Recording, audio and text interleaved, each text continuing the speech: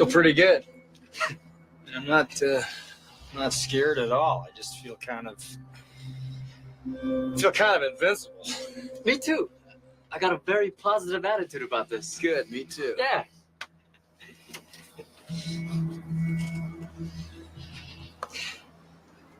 It's getting hot in here. Is it just me? Hey guys, I'm Kevin, I'm Jake. and this is Movie Matters. Big Trouble in Little China, 1986, John Carpenter, another Carpenter movie. We like our Carpenter movies. Jake, first time watching it? Like, dislike, love, hate? What do you think? I liked it. I think it's got its share of, minor issues, but like overall it's fun and like it's a little goofy. It's pretty wild. So like, yeah, I mean, I don't know that I'll watch it again maybe, but it's a fun movie. It's a good watch. It's a movie that doesn't really make sense. No, like not at all in like any way. But it's super fun. The characters are great. The action's awesome. The visual or like the special effects and the makeup's really good, which is obviously a staple from Carpenter movies. Mm-hmm. I like the movie a lot. This is my second time seeing it. I think the last time I watched it was a few years ago, maybe 4 or 5 years ago. It's been a bit. And I mean, I watched this in a couple different segments. I didn't really watch it in all one sitting, which I wish I did. But it's entertaining, and I like it. And I like anything with Kurt Russell. That's just my take, and it's fun. Did you do any like research on it, or like because the plot? No, I didn't. I just it's been a busy week. But tell me about it. Like I wanted to look into the like world building and lore, like the a little myth bit, of it. Yeah, but I didn't really have time. Like I'd say the one thing about the movie that like disappointed me the most was how superficial that like lore was. Like I feel like they maybe explained the lore in like 2 sentences, like 30 minutes apart. And like it was just kind of like, yeah, I don't know, like it's really, and like it's not, like a common myth, that like most people in America would be like, familiar with. It's like, I think a pretty like esoteric Chinese, like legend or something, that he's kind of digging into. So, I was kind of, for a lot of the movie, I was just kind of like, I don't know what's really going on here, but like it's fun, so I'm not gonna get too upset about it. But yeah, I mean, like it's not like a difficult concept, right? Like this guy's like the guy is either possessed by a demon or is a demon. He's trying to appease another like demon or something by marrying a girl with green eyes. Like that's basically it. Yeah, that's the plot, and then they try and save the 2 girls with green eyes. Yeah, which those are contacts, by the way. I don't know if you could tell. I mean, they were like clearly neon green, so yeah. I mean, it's just like Black China magic, which is cool. It's cool stuff. I mean, that's literally why they put that opening scene with Egg Shen in there, where he's like explaining certain things to like a lawyer, which again makes no sense. But they has no bearing on anything in the story. So. It's like a prologue, if you will, and the studio made them put that in there to like help start the story, which is kind of funny. But there's a lot of decent things about this movie that are really cool. specifically in terms of Kurt Russell's character. He's supposed to be like the white savior hero of the story, and he is the bumbling idiot and kind of fucks things up a lot. I mean, yeah, he does kill Lo Pan at the end and kind of save Wang, his sidekick. But like Wang is really truly the main character of this film, and like Wang gets the girl at the end. The other guy gets the reporter at the end, the Asian guy, and Kurt Russell just drives away. So it's pretty interesting. There's a lot of subversions in this movie, which is really cool and different. And I like that about this movie. And Kurt Russell's just so charismatic in this role and awesome in his like tank top with his mullet and his Mac 10 or like his machine gun that he has. Yeah, I don't know what that thing is, but yeah, that's a like pretty sure it's a Mac 80s, 10 staple. Yeah, let me see. Mac 10. Yeah, I mean, there's a lot of kind it's of a parallels. Mac 11, I think. Oh, okay. Yeah, there's a lot of parallels to like westerns in this too, where like Kurt Russell's kind of like the like rough and tumble, like lone rider that like comes into town and like gets embroiled in some sort of thing and then like saves the day and then moves on to the next town or whatever. Yeah. Yeah. It's a and Tech like he's 9 got that cocky. machine gun. Oh yeah. Yeah. He's got that cocky, kind of cowboy attitude and stuff. So yeah. So this movie was originally written as a Western, and okay. his truck was a horse. So he kind of has that John Wayne Drifter vibe to him. That's kind of what his character's modeled after, which is super cool. But I like his semi. Like it's just he's a truck driver and like the Pork Chop Express. Jack Burton and the Pork Chop Express. Like that's fucking awesome. Yeah. Okay, that's so cool. What a cool name and truck name, and the opening of him just driving in the Bay Area is super cool. Him with his sunglasses on and it's basically dark out. Like it's badass. Staying up all night playing whatever game they're playing. Yeah. Gambling. Oh, yeah, the gambling game. Yeah. I mean, so this movie, like almost every Carpenter movie, it was a box office failure. Obviously, Halloween was not, but all his movies just didn't do well, and Kurt Russell was afraid that this movie was not going to do... He was afraid it wasn't going to do well, especially because he himself had made a handful of movies that had flopped at the box office. But John Carpenter told Kurt it didn't matter to him like if the movie flops or not. He just like wanted to make a movie with him, and they've made a handful of movies together. And yeah, Kurt Russell was just super concerned about his bankability as a star, which is interesting. And yeah, like Kurt Russell like really attributes home video for like helping his career, because he didn't do well at the box office in the 80s, but all his movies did super well on like video, like when they came to video, and like a ton of them have become cult classics, like especially these Carpenter movies. Yeah. The Thing and this, Escape from New York, like all those are cult classics. And what's funny also is I was reading that the test screenings for this movie were super positive.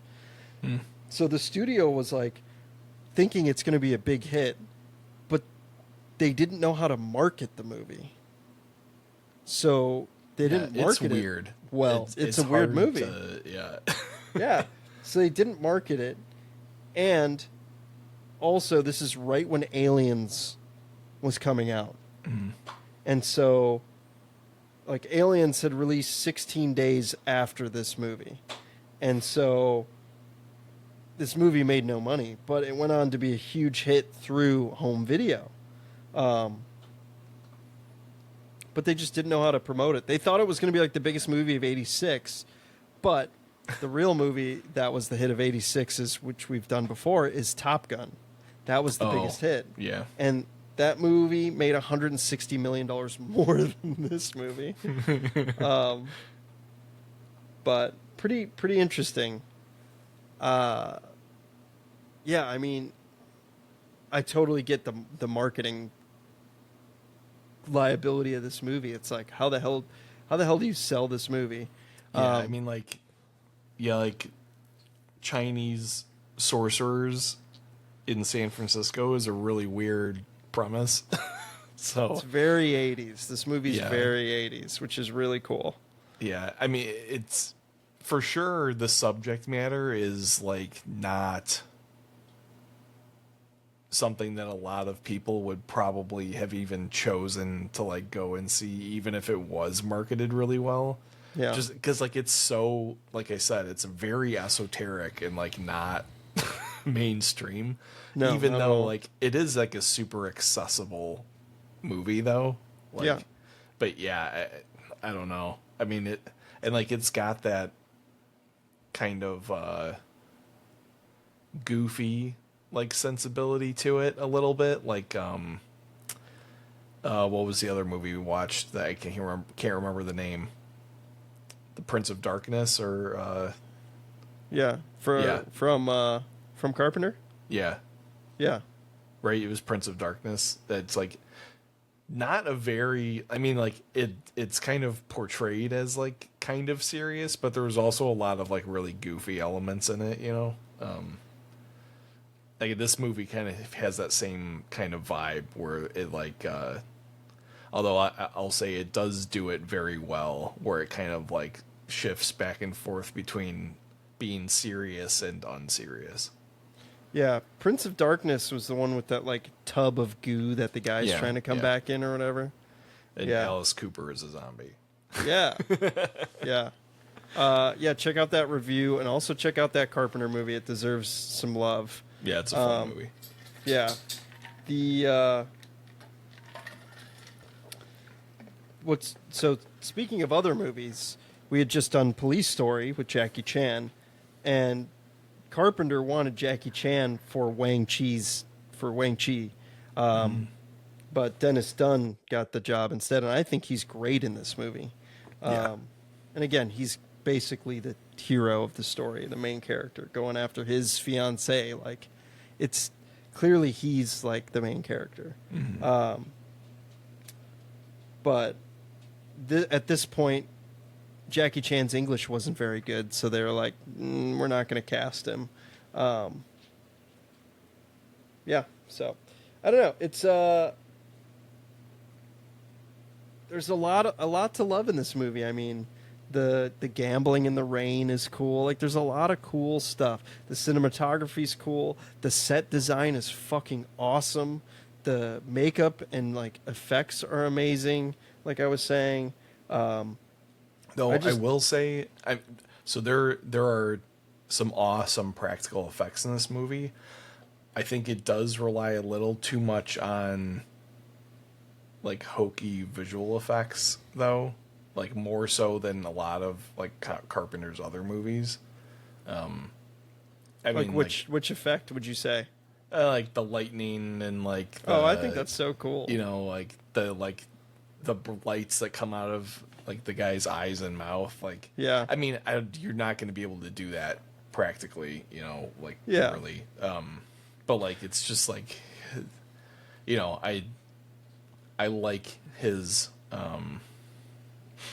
practical effects prowess, you know, in his other movies, and I feel like there were maybe some other opportunities in this movie for him to push practical over, you know, the like visual effects. But Yeah, I mean, I like Lopan's like decrepit body that he has is like Yeah. really well done. The eyeball blob is really well done. The beast monster, like the sewer monster or whatever it is Yeah. really cool. The when one the like one guy like blows up or whatever is like pretty cool. Yeah. super cool.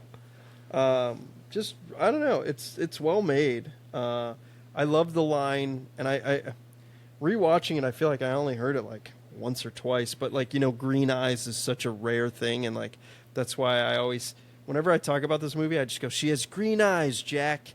Like when Wang is telling Jack about his fiance, and I don't know. I just like that's such a like iconic line to me for this movie because that like literally just describes the plot, which is funny. It's like she has green eyes, Jack. Yeah. You know.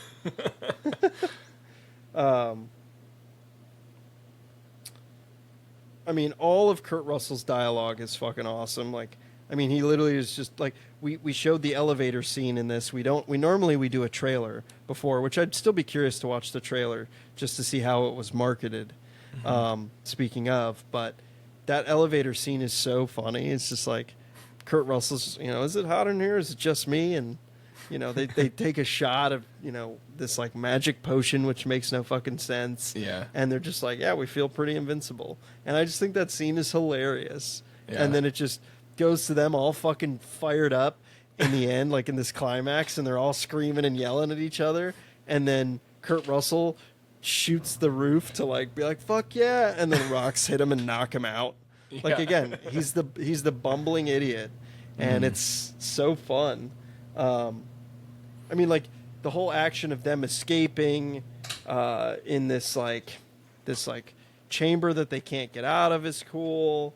Him freeing all the people, which it's like not explained why there's other like Chinese women there. Oh Yeah, it's there's interesting. There's a lot in this movie that you're just supposed to kind of accept. Yes, Like the sewer monster is like not explained in any way, but it's just there. I'd be curious. Like, I know we both had busy weeks and we didn't research a ton on this, but like, what is the I'll look up like what is the significance? Like, I would actually be surprised if this movie wasn't heavily like edited down, because I feel like there's a lot that's missing, like from a contextual like perspective, that probably would have fleshed the plot out a little bit more and made it a little more a little stronger, like world building, I think. And that's what I was just reading. It's like world building. The monster's appearance in the sewer establishes the subterranean world as a dangerous and monstrous place, separate from the more mundane reality above ground. That's just a quick Google search. Yeah, I mean, it's... I don't know. I like the characters are random, but they're super cool. Yeah, I mean, like my biggest gripes with the movie aren't even really about like the typical stuff. Like the characters are actually all really good. The set design is really good. I mean, for the most part, the effects are pretty awesome. Yeah. The music is pretty awesome.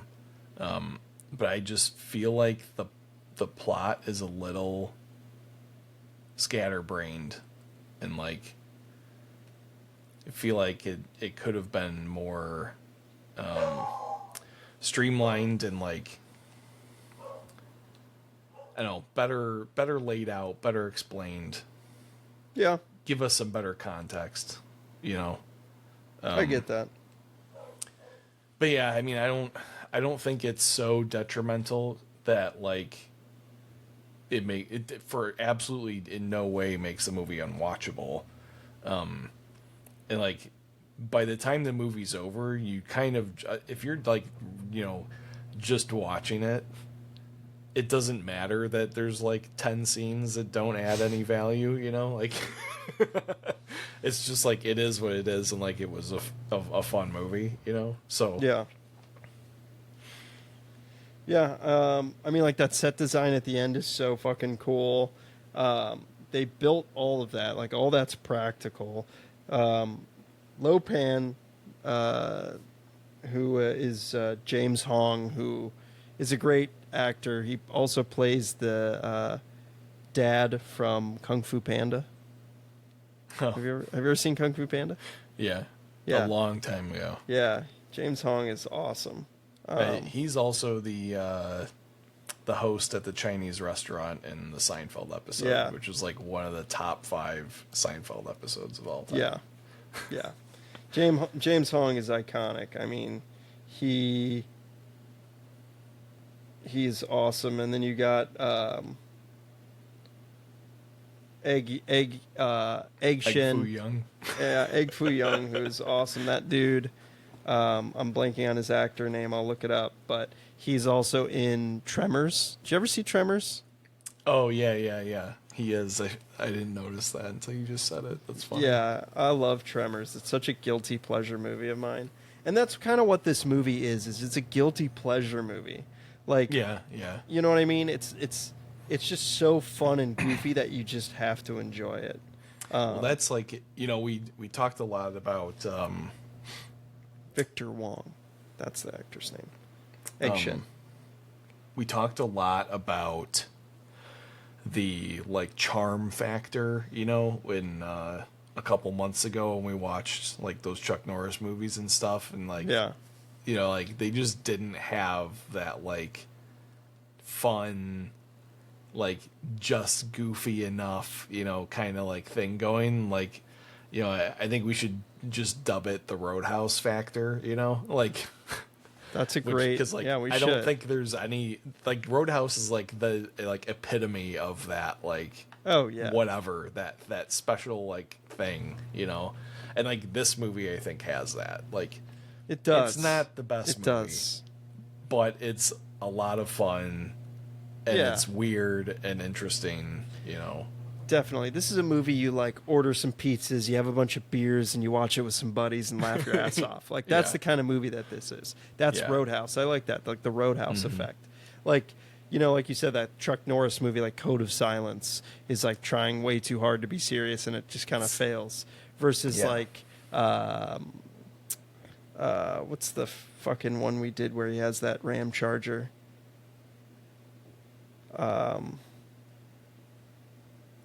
It's a character's name. I'm blanking on it. John Matrix. That's Commando. That's Commando.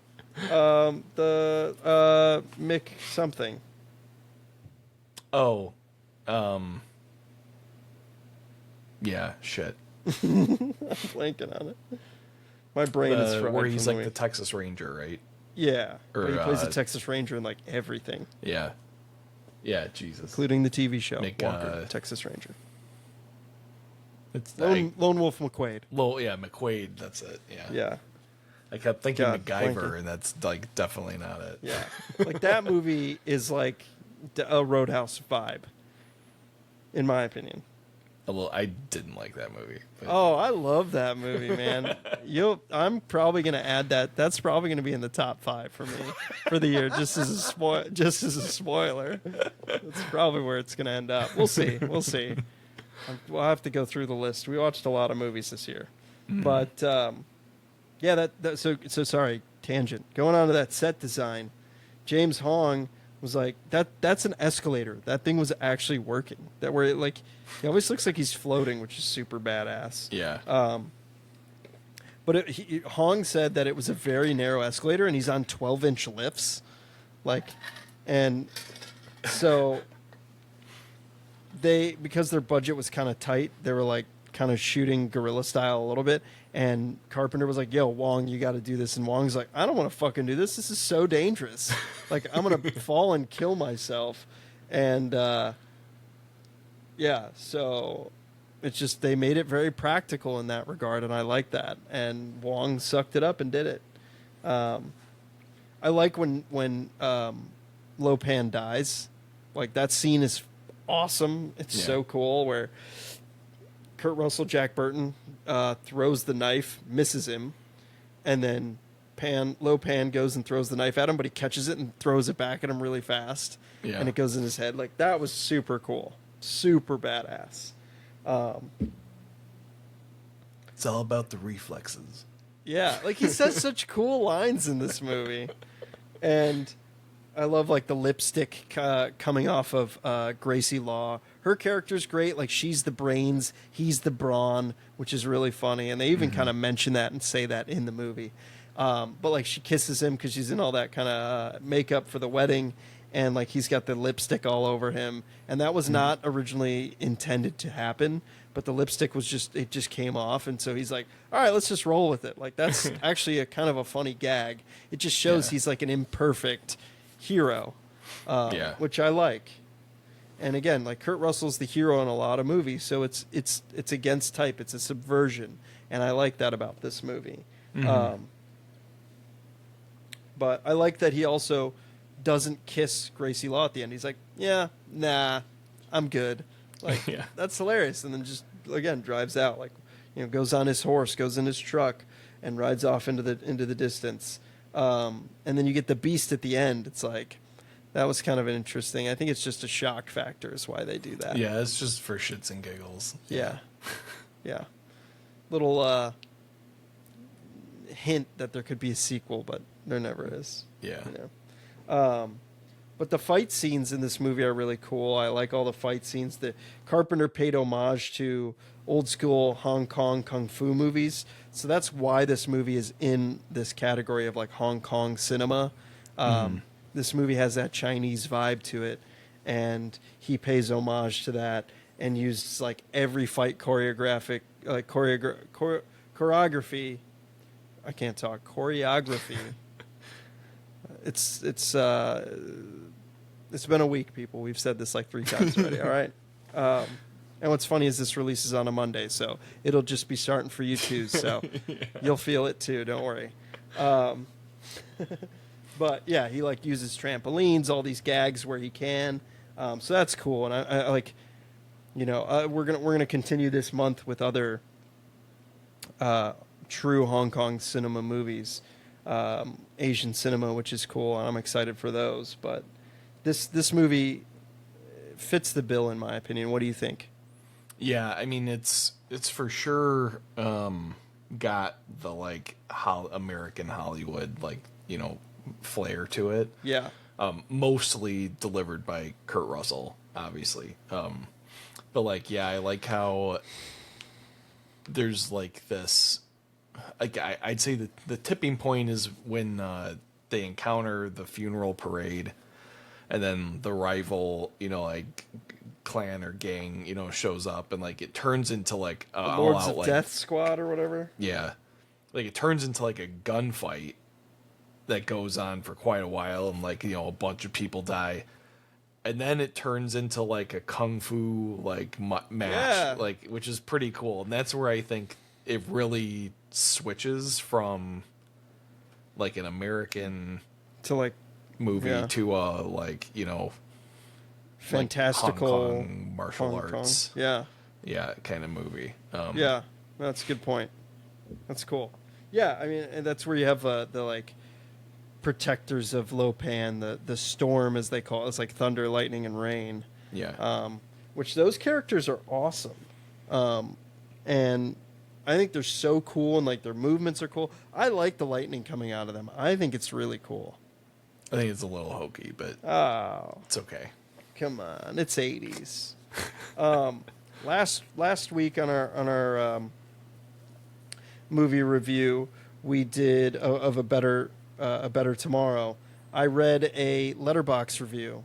I looked up one for this that was pretty funny as well that I want to read.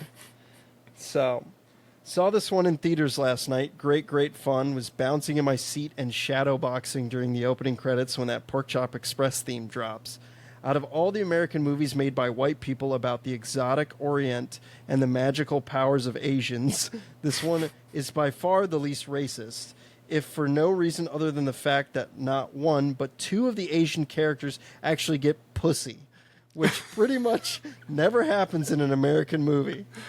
Also, it reverses the usual trope by having Kurt Russell as the buffoonish, bumbling comic relief sidekick to Dennis Dunn as the brave romantic hero. Yeah. I just thought that was like really funny and very, very accurate. Very accurate.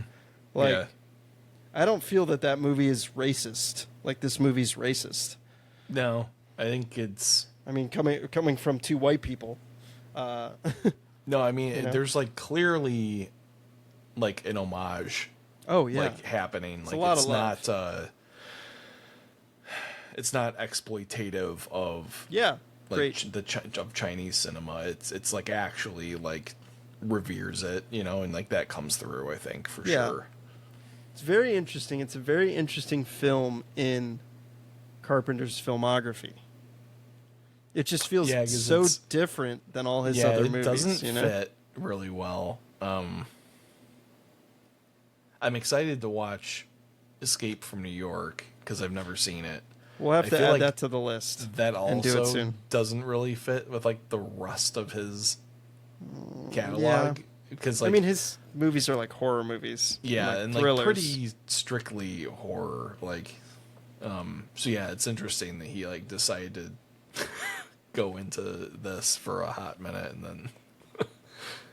Yeah, we need to watch that one on here because I haven't seen it in a long time. I mean, I saw it when I was probably maybe like 12, 13 years old. Is probably when I watched it, and I haven't seen it since. Yeah, I remember some of it, and it's cool. I'm hoping I enjoy it more. So like now in our age, that was another one that my brother had like a TiVo recording from like AMC that he would watch all the time, and like I just never like watched it. Interesting. Yeah, I mean, we're no stranger to Carpenter movies on this podcast, and I love all of Carpenter's movies, at least the ones I've seen. I've not seen his more recent ones, but like all his movies are super cool. So we'll have to watch Escape from New York. I also want to see Escape from L.A. because I've never seen that. That's a '90s movie, but Yeah, I'd like to watch that. Again, me talking about sequels and wanting to watch them but never watching them. I've heard bad things about the sequel though. So, yeah, I mean, I like this movie. I think it's good. I think it's fun. I think it's, like you said, it's up there in terms of Roadhouse vibes for sure. And that's kind of why I like it, because it's just goofy and over the top, and it's got action in it, but the plot is very shallow. yeah. But it's a fun flick. I can't complain, honestly. I gave it a pretty high review on Letterboxd. I gave it a 4, which is high in my opinion. Like 3.5 is like solid for me out of 5. It's like, oh, solid. I'd maybe watch that again. 4 is like, I really enjoyed it. I'll watch it again. And like, obviously, I watched this movie again for this podcast for this reason. So, yeah, I liked it. I liked it a lot. What do we got next, Jake? We got The Killer next. The Killer, and that should be the end of Asian Cinema Month, I think. Yes. And then we're doing bad 80s movies after that to end the year. And then we'll do our review, the first of the year. It's like at the beginning of the year. So it's like December will be in quotes bad 80s movies. So like a lot of movies that got really bad raps that may or may not actually deserve that title. So I kind of Googled this but didn't read into any of these movies. All right, we'll have to look more into it, but like I came across an article that like had like a list of like movies that kind of got ripped off, or like, you know, their reputations were kind of sullied unnecessarily, and that's kind of where all these came from. But yeah, I'm excited for The Killer, and then our December. In January, we'll have our wrap on 2025 and our top 5 movies that each of us liked and for bottom this year. 5. And bottom 5, yeah. Yeah, which I'm sure Lone Wolf McQuaid will be on your bottom 5, and it'll be on my top 5. It wasn't that bad. Okay. I think there's probably 2 other Chuck Norris movies that we watched that'll be in my bottom 5. But probably all the Chuck Norris movies. All right. Well, I'm excited for John Woo's The Killer next week. I've never seen it, and I like To Better Tomorrow, and I like his other movies. So, yeah, hopefully you liked Big Trouble in Little China. If you've never seen it, it's a very bizarre but cult classic movie Hope you liked it. If you didn't, let us know what you didn't like about it in the comments, or what you love about it. What's your favorite part? Let us know that. Yeah, thank you guys for listening and watching, and we'll catch you next week with The Killer from John Woo. Yep, see you.